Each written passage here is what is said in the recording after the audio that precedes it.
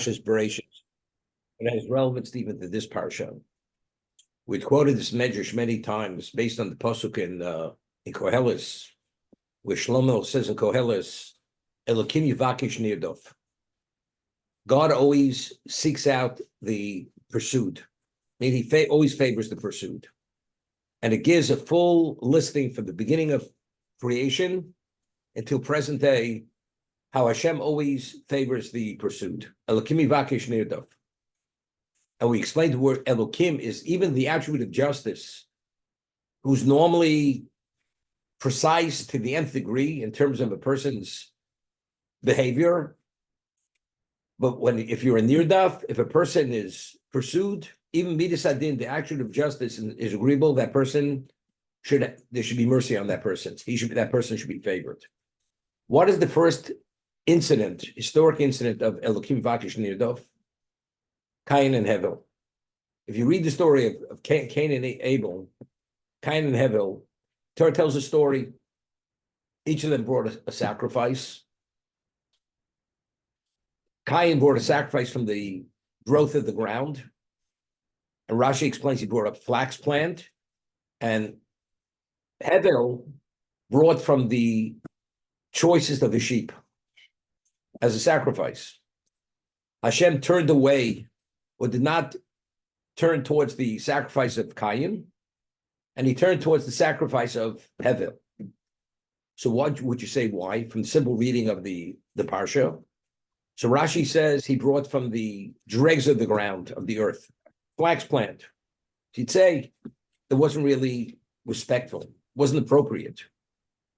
Hevel was a shepherd, he brought from the choices of a sheep. Because it was so appropriate, therefore Hashem favored his korban, his sacrifice. That's a simple reading. Okay? Then afterwards, the Torah tells a story that they started to fight or whatever with one another, and Cain kills Hevel. That's the story. However, if you look in the Midrash, there was an ongoing strife between the two of them. Cain was the firstborn, and seemingly she was the favorite of Chava. Chava named him Cain, because she said, "Ani konisi im Hashem." I acquired this child together with God. This is the first partnership with Hashem. Cain was the first human being that was born as a result of a birth.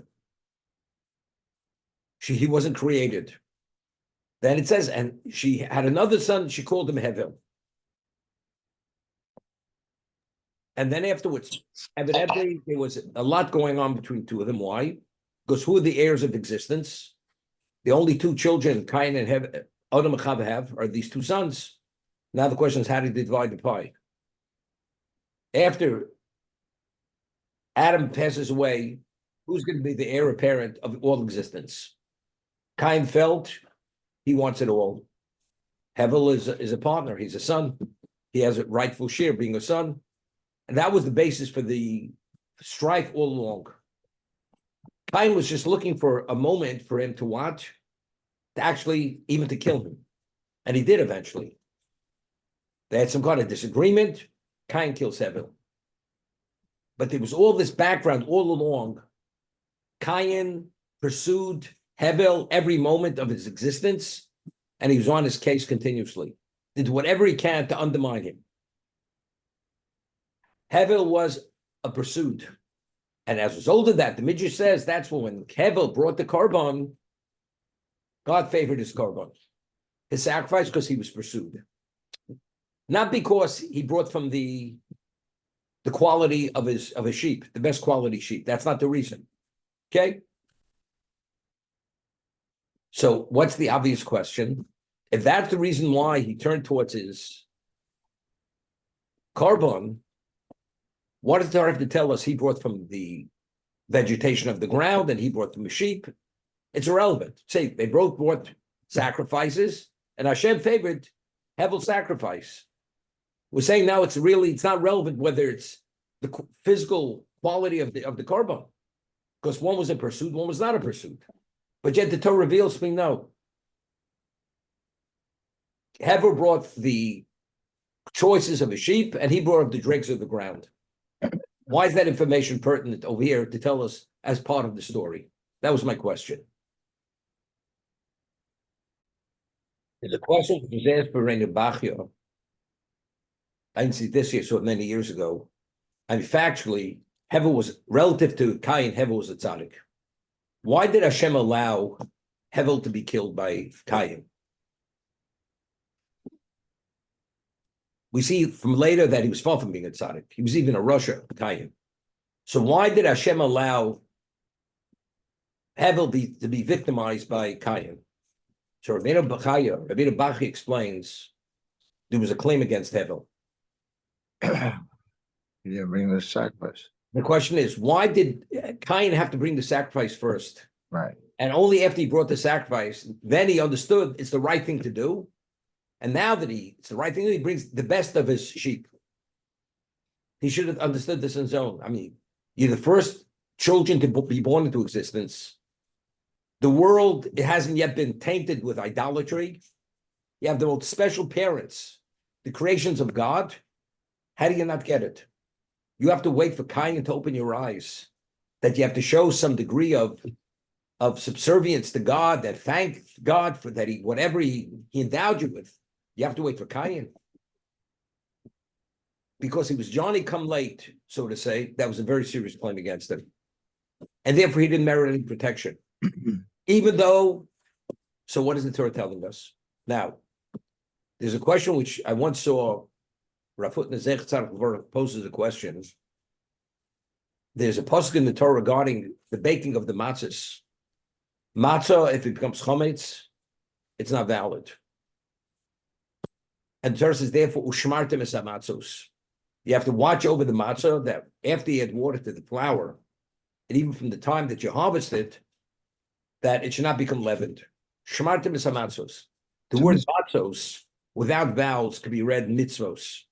Ushmartem es hamitzvos. So the Medrash tells us, mitzvah bo liyotcha al tachmitzenu, that when a mitzvah presents itself, don't allow it to be chometz, meaning don't delay. You should act on it immediately. So Putna has a question. Let's say a person should have attended to a mitzvah immediately, and for whatever reason, he delays it, and he does the mitzvah later, and when he does the mitzvah later, he does it perfectly. Focus-wise, in the physical sense, in the intentional sense, he does it perfectly. Because he delayed, is that a deficiency in the mitzvah? Because the mitzvah was delayed? Because he should have attended to it immediately? Or do we say no? The mitzvah is a perfect mitzvah, except there's a claim against him. Why were you late? Why did you delay it? Unjustified that you delayed it. That was the question he posed, Rafutna. So he says, from the basis, the source of this concept is matzah.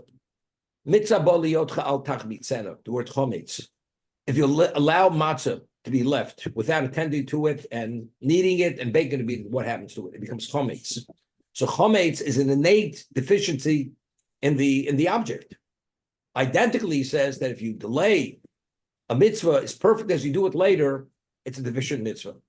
It's chometz. It has that defect or that flaw of chometz. So the mitzvah is spiritually flawed. So what the Torah is telling us, do we have a question? Even though he brought from the choices of a sheep, but factually, since he should have brought it immediately, because he should have realized himself not having to come on to Cain, that's a delayed mitzvah. That carbon is not a quality carbon, even though in the physical sense it's quality, but in the spiritual sense, it's a deficient carbon. So we have a question now. So if it's a deficient carbon and we evaluate the act based on its spiritual profile, why did Hashem favor Hevel's carbon over Cain's carbon? We have a question, and that's a question that bothered Chazal. You know what the answer is? Elokim yivakish nirdav. Even though the act itself may have been deficient, but because Hevel was nirdav, was pursued by Cain, that's why God favored it. That's how Chazal knew how to draw from this, that the basis why his carbon was favored, it wasn't based on its qualitative value, but rather because of his predicament being a nirdav, That's why God favored his carbon. Rabbi, before the corp, Ayla told us Noach. This is the Chronicles of Noach. Noach is tzaddik. Noach was a man who was a tzaddik. I mean, he was wholesome or perfect. In his generations. Noach. Together with God, Noach walked. We'll see what all this means. So the obvious question is, as we start, we're speaking about what are the Chronicles of Noach. We want to speak, told us normally his children. And the first thing we address is who he was. It's like, it seems to be a digression. El told us Noach, it says, he had 3 sons, Shem, Cham, and Yefes. But right away, it digresses. He was a tzaddik, he was Tobim in his generations, and he walked with God. Why the digression? So Rashi immediately cites the Midrash, quotes based on a pasuk in Mishlei, that Shlomo says in Mishlei in Proverbs, Zecher tzaddik lebrocha, that when you mention a tzaddik, it should always be in the context of bracha. You should appreciate who the tzaddik is. So we mentioned Noach, Zecher tzaddik. Who is Noach? Is tzaddik, Tomo Dorosov, Eselkim Yisalach Noach. Now the question is, why is Zecher tzaddik lebrocha? And Shlomo says, Shem Risham Yirkov. The names of the evil should rot, and therefore we don't get involved in speaking about Rishoim unless there's a takeaway. Because with their level of representation, something we want to stay away from. Because somebody may be attracted to that type of behavior. Therefore, we want to totally remove it from the scene, totally. There should be no remnant or trace of that, of what its level of representation is. But a tzaddik, because his behavior and what he is valued, and he should be a role model, and he should be appreciated. Therefore, the moment you mention that tzaddik, he has to be identified. Do you know who Noach was? He was an ordinary person. He was more than ordinary. He was tzaddik, tombed, orosov. Even beyond that, Eselkim Salach Noach. That's the concept of Zecher tzaddik lebrocha. Could you imagine 15 people walk into a room and they all look like rabbis? Or one doesn't even, they all look like ordinary people. One's outstanding and he's a different dimension of person, and you don't identify him. As a result of that, we judge a book by its cover.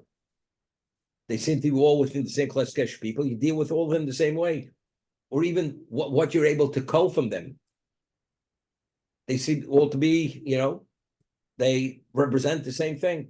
But if you only would know what one of them is, then you'd understand that person is the one you should have the relationship with. And there's so much you could actually learn and cull from that person, and it can make a difference in your life. So therefore, when we speak about Noach, we have to immediately identify him for what he is in terms of his innate value. What's his innate value? Tzaddik, Tomim, Chol Dorosov, and also Esel Kim Salach Noach. He's one of a kind of human being. That's the concept of Zecher tzaddik lebrocha. As I'm speaking now, the Gemara tells us, people who ask me when they killed someone up in among the Hamas, that pictures of many yeshivas in Israel, they were dancing and singing. They were celebrating. But it's God's handiwork. Do you celebrate when God, even though he was an evil man, do you celebrate? So I quoted Gemara in Sanhedrin. The Gemara says the end of Sanhedrin, Ibud Rishon Rino, that the destruction of the evil is time for song. When the evil are destroyed, it's Rina. It's time for song. So what they did is exactly, we celebrate the destruction of the evil. You're celebrating the destruction of the evil because what these people represent, it's Rina. But that's the concept. Not only because they're evil, because what they did, that level of representation, if there's any way there could be takeaways from this, we don't want, it's not. In their demonic minds, in their warped, distorted perception of what we are, They justify what they're doing. Although there's no justification. We don't want that position even to be considered by anybody to take on that position. That's Shem Rishon Yirkav. The name of the evil should rot. When rot, it totally goes into the oblivion. There's no trace of what it originally was. So that's Ibu Drushoim Reno for this reason. Because that to be considered a position, it's not considered a position any longer. Okay. That's one interpretation. That's why immediately we speak about who he was, and therefore that's not considered digression, identifying Noah for what he was. The other interpretation Rashi brings, because what is told us of a tzaddik, what is the fruits of a tzaddik's labor? His actions, his good deeds, his righteousness. And of course, the pasuk, Fried tzaddik, the fruits of the tzaddik are his actions. That's who it is. That's who he is. Shika tolsev shel tzaddikim masim tovim. That the main toldos, the primary toldos of a tzaddik are his actions. You know, the Gemara tells us in Hagiga that the type of children you have is depend on mazel. It's based on the zodiac. Yeah, as much as we try to raise our children to be who we want them to be, everybody has his own choice. And you can't dictate a person's life. You can do your best, but ultimately, what that child's going to be, it's based on his choices in many areas. You create the best environment, but it doesn't necessarily have to work out the way you think it's going to work out. The Gemara says, it's b'mazlo tali. It's dependent on the mazel. If that's the case, what is attributed? What is considered your toldus? What's your legacy? Your legacy is what you do, what you have control over. Only we have everything in our life. We have choice. If we have no choice, it's not attributed to us. But if we have choice and we made the wrong choice, that's where it's a problem. So legacy is the Maisim Tovim. That's your legacy. Though that's the primary, because that's what we're all about. That's what we're put on this earth for, to make right choices. Therefore, when we speak of the toldus of Noah, it's what? It's Tzaddik Tomim Hoyebedorosav Ezelokim Esalach Noah. He succeeded in that particular area, which is the primary part of his life. Those are the fruits of his labor. That's his legacy. Okay? We know there's nothing superfluous in the Torah. If the Torah could say something with less words, it doesn't say with more words. And over here, in one pasuk, we will find the word Noach mentioned 3 times. We don't use an adverb. We use the noun. Edla told us Noach. We don't say Tzaddik Hoyebedorosav. Noach again. And Esel Kim Isalach Noah. One pasuk, we find the name Noach 3 times. 3 times. Why? That's the question which is asked by the Midrash. Right. So the Midrash answers 3 that times. in essence, because the Torah wants to tell us Noah lived in 3 eras. He lived in the era pre-flood, he lived in the era during the flood, and he lived post-flood. And when he came out of the table with his family, the world that existed before the flood was no longer there. The world was destroyed. There's a new world. Therefore, each Noah identifies him a different part of his life. Pre, during, post. That's the Midrash's answer. That's why the Torah has to identify him by Noah in each instance. Well, what's the obvious question? If you read the story, you read the narrative, right? It's obvious. He was pre-flood, he was during the flood, and he was after the flood. So if it's something which is obvious just from the reading of the narrative, what does there have to identify him and mention the word Noah 3 times? Right? Seemingly it's an obvious question. You know, people, they have different phases in their lives. But usually, even when you're in another phase, I'm not talking from a child to an adult. You have adult and you take on different careers. But in each phase of your life, usually there's some kind of carryover from the previous phase. And if you have three people by the name of Noach, and each one lives his life and is involved in something which has no relevance to a previous life, to the other person, although they have the same name, they're three different people. But the Torah identified Noach in each time by the name. Torah is saying Noach is the equivalent of three different people. In each, to succeed in each context of what he had, the responsibility, he was three different people. There was no infringement one on the other. The 12 months, the Gemara tells us, Noah had to feed every species. There were endless species. They had to be fed. Noah did not sleep for a year, barely slept. Eventually, he was like coughing up blood, the Gemara says. Ach Noach. He had to prepare, and he had to be careful. And it's not to be believed what he went through. And he had to understand the habits of every animal, of every species. Reptiles, insects, they all had to be fed. They all went into the table. All existence was in that ark. Free that. He was involved for 120 years trying to do outreach. Hashem says, if you don't turn around this generation in 120 years, it's over. So he was involved for 120 years interacting with his generation, serving Hashem, whatever he was doing there. During post-flood, he has responsibility to take on, it's a new approach to existence.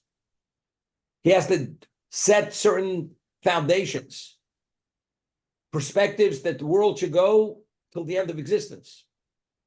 Therefore, the Torah has identified three different people. It's like one person has no relevance to the other. Three separate individuals. That's Noah three times. Rabbi? Like pre-flood, people lived 700, 800, 900 years or whatever, very extended lives. Why after the flood, people lived normal lifespans? Why? And he explains that, I'm just going to embellish a little bit. Now, a person's meant to live so many years. So many years, so many months, so many days, so many hours, so many seconds. Why? Why are you given that amount of time? Because every person, when he comes into this existence, you have a certain objective. Well, to succeed in that objective, you have to have time. If Hashem doesn't give you enough time to address that objective, you can't be held accountable. And since each of us have a very specific objective to accomplish, Hashem gives us the years to be able to succeed, to bring about that end result. So he said, so what's that based upon?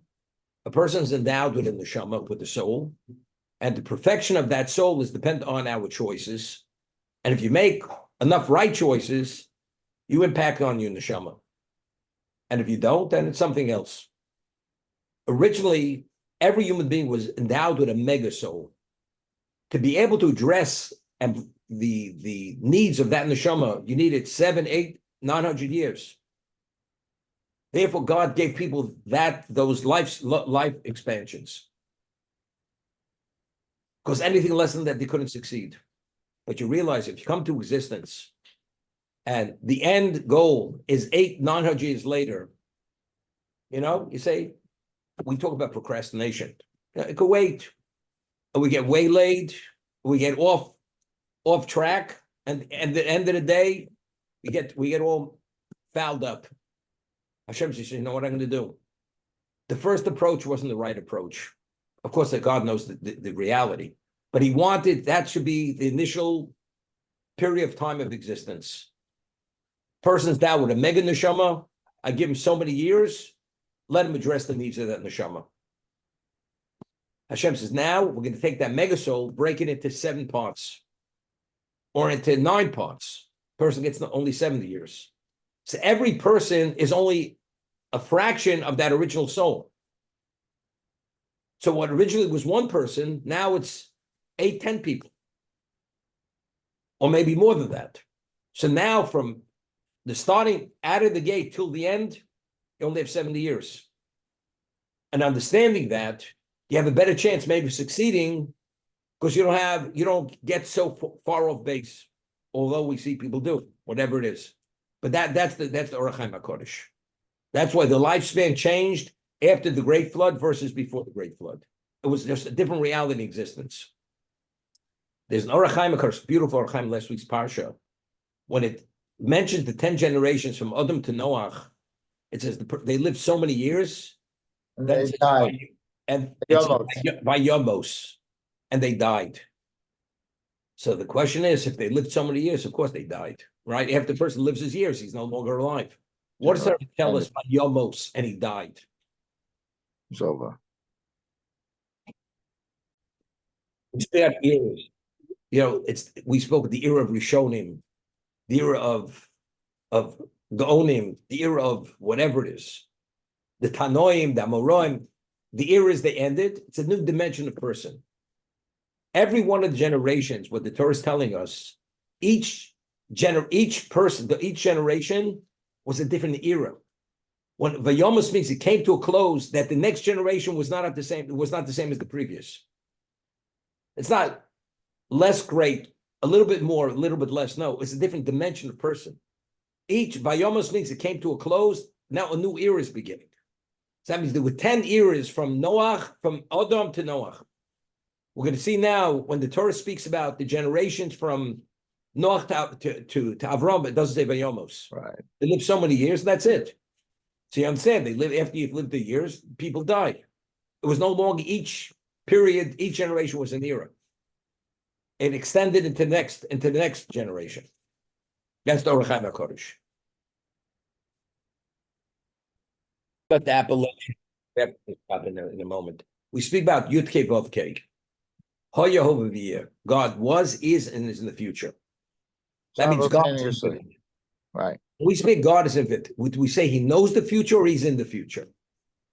He's in the future. I mean, how could it be in the future to take place? We have the Rambam writes that Hilchos Tshuva, that's something we can't grasp. We live within time, it's something we can't relate to. But that's not the issue. So if God knows, Adam, he tells him, don't eat of the tree of knowledge. God knows he's eating it. He knows everything. So what's the point?